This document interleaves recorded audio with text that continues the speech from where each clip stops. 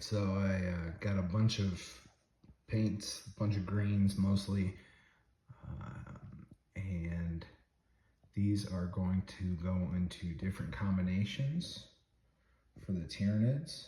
I'm just going to start off with these termagants just to get an idea of which combinations I like. But this isn't even all the greens. I'm looking through all the different variations of green on the Citadel paint app, and there's still several. If I want to try other combinations, there's still other 10 different colors that I can try out. But based on what I do have, I can make some of these different combinations that are on the app. Of course, I can make my own combinations, but the app is pretty good for giving you different combinations, so you're not using too much paint or the wrong shade, the wrong hue, whatever that may be. So all I'm gonna do now really is just put a base coat on all these guys. Like I said, this spray coat that I put on, I really just put that on really quick for the training scenarios so that we had some idea. I didn't want to field gray plastic. I really don't even like to field models that haven't been painted. That's just me being a paint snob, really. But I did want to get started on those videos as soon as possible, and I did have to order a whole lot of greens to kind of experiment. So I'm going to go ahead and just put on some base coats to get us started. You can see I had little experiments kind of up on all their little shoulders, but I didn't really see a combination I liked. So, yeah, you'll see these with new base colors in just a second here. All right, now that I got a new base coat on all these termagants, can move on to the next one. And most of them use, or maybe even all of them use, contrast. We're going to put on, they call them different things, contrast wash, to fill in all those little details and start really getting some pop in color. These guys won't pop too much yet until we get the edge highlighting on them, but these guys here, all these lighter color models, the wash is going to really make them pop. All these green washes. So that's coming up next.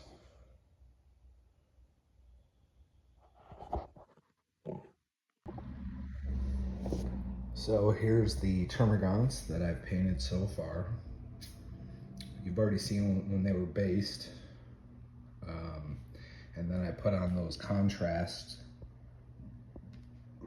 Some of them you can't, like these bright green ones, that's all contrast. But these darker ones, they do have contrast on them, but you know, it starts off as a darker base with that inky darkness. And yeah, that guy was contrast also. So I did 10 of them. You can see there are 8. I decided that I didn't really much care for this one as much. I don't know, I just didn't like how it looked. And then this guy over here, he was all trimmed in white, but I didn't like how that looked. It just looked way too, I don't even know how to describe it. It just didn't look right for a jungle scene. I could kind of see all these colorations being in the jungle. You know, I might still get rid of, which one? I think it was, he'll probably end up staying, that guy. But to kind of help decide if I do like the coloration, I added in the base. You know, I'm going to do tropical, like jungle or tropical, something like that. So I figure, okay, I can do kind of a sand colored base. I actually ordered some sand. And I'm going to put that all on those bases on the top. And then I also ordered some jungle shrubbery. And so once I start getting that in there on those bases, I might kind of call out a few more of these colorations, but you know, like I said, I can kind of see these being in a jungle. I might have to fix these three. I know they look pretty similar. They're actually all slight variations, but I also kind of messed up on the order of the contrasts. So yeah, I know they all look the same. So I might kind of fix that so they don't you know, kind of stand out the most or seem like they have the most. And then I started basing these ones for my second set of greens that I've already ordered. So I'm still waiting for those to come in the mail or shipped or whatever. Yeah, I got a few of them already based in Wraithbone. There's a Gray Seer. So this guy, I'm going to repurpose him. There was another combination from the app that I could use. The I think it was Warp Lightning is what this green color is. So I just went over it again. I went over the white with more green lightning, and then when I get some new paints, I don't know which color it's going to end up being, but yeah. So just put him in my second batch. Probably end up fixing him eventually. Don't know how yet, but yeah, you can see mostly I was just kind of trimming the edges. You can see it's all on the edges, and then if there's a third color, one of these darker ones had a third color. I don't remember which one. You also do the corners. So something else I did was I started kind of experimenting with their hooves and their claws. You know, I don't want these guys to be completely green. You know, I want some of the other stuff on them to stand out. You know, give them some character. So I'm thinking I might use that brownish, grayish. I think that's storm vermin fur. So of course it won't be just that one layer.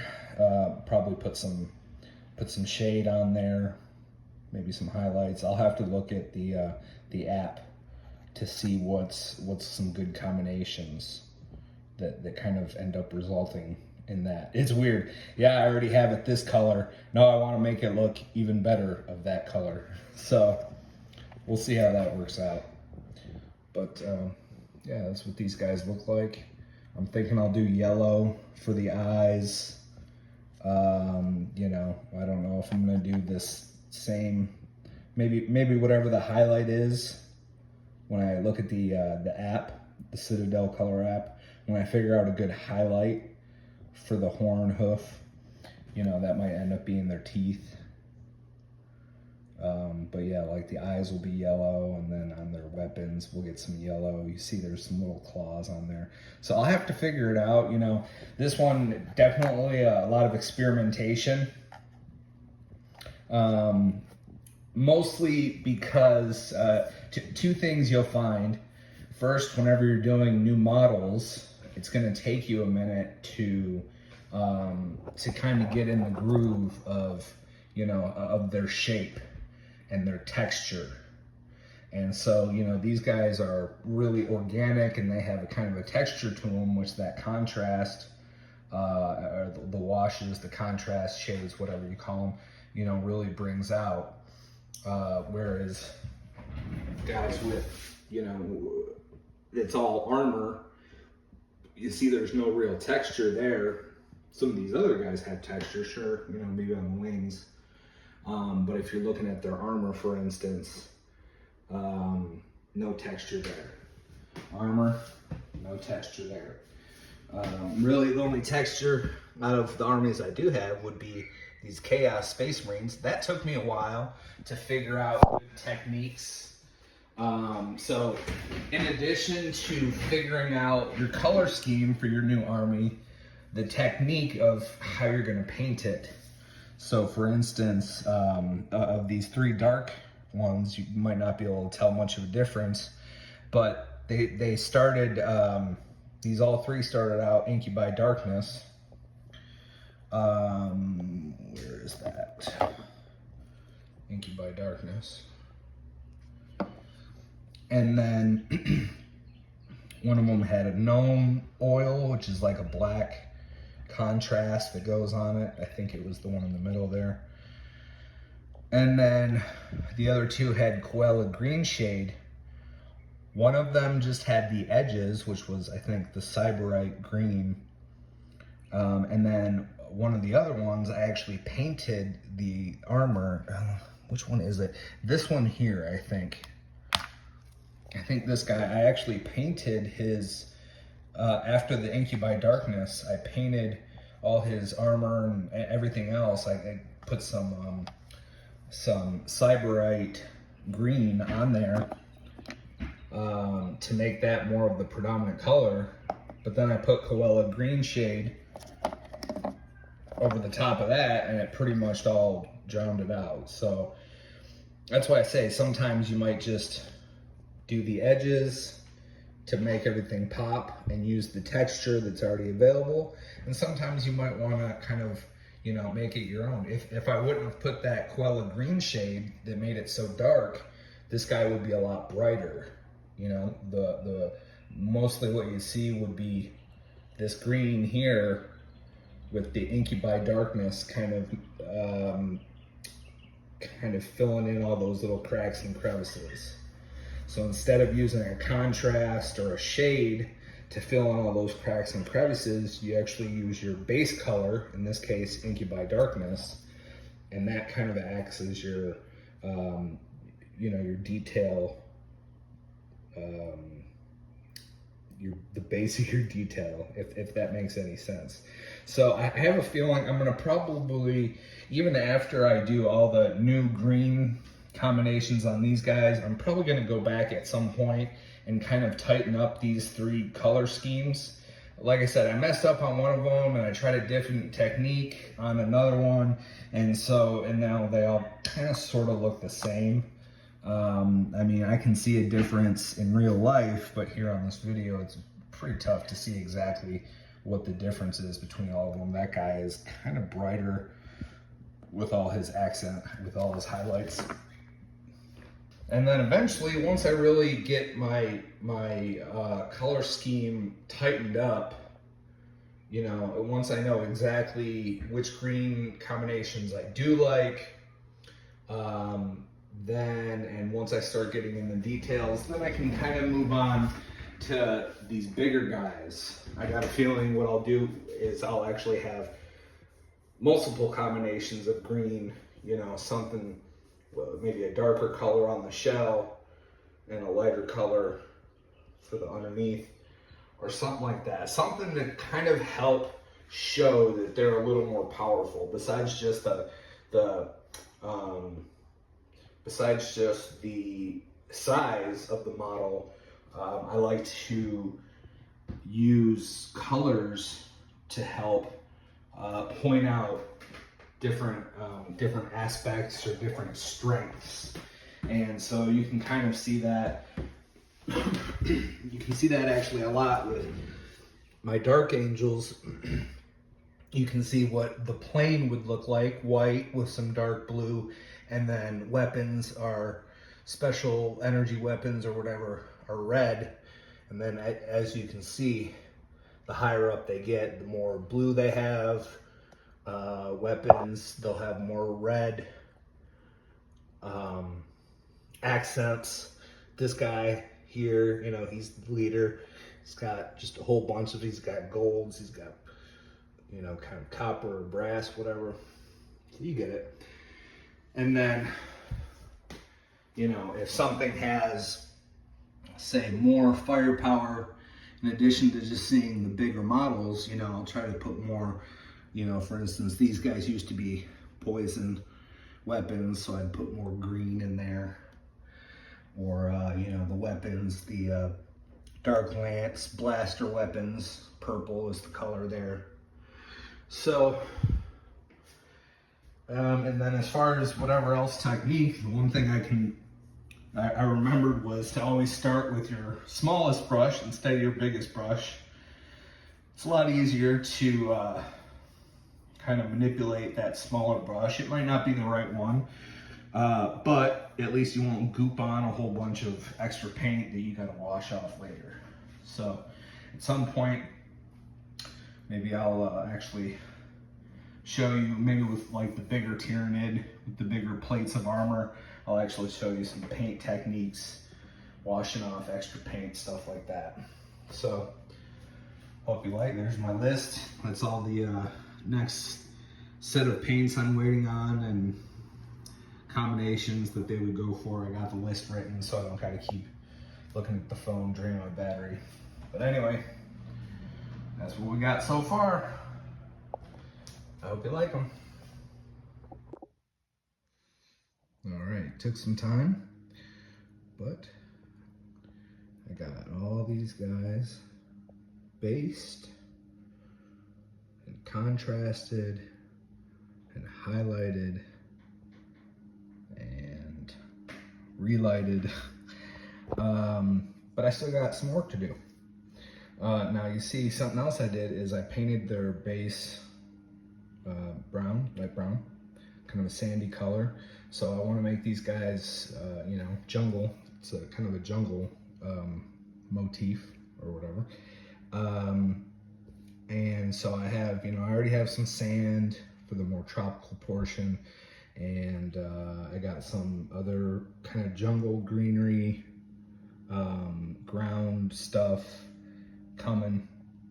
And then I'm probably even gonna get some little palm trees and bushes to help really flesh this out. But this is a whole lot of different greens.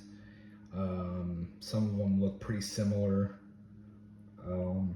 So the ones that looked really, really similar, or I didn't like, I took them out, you know, over here. So I can see some subtle differences. So I guess point being with that is, yeah, some of these kind of look like duplicates. You know, in real life, you can kind of see very slight variations, but I didn't want to necessarily overdo it on any one color. So if you look down here, these three guys all look the same. You know, these guys over here look pretty similar. So don't necessarily want to overdo it with any one color, but that's all right, whatever.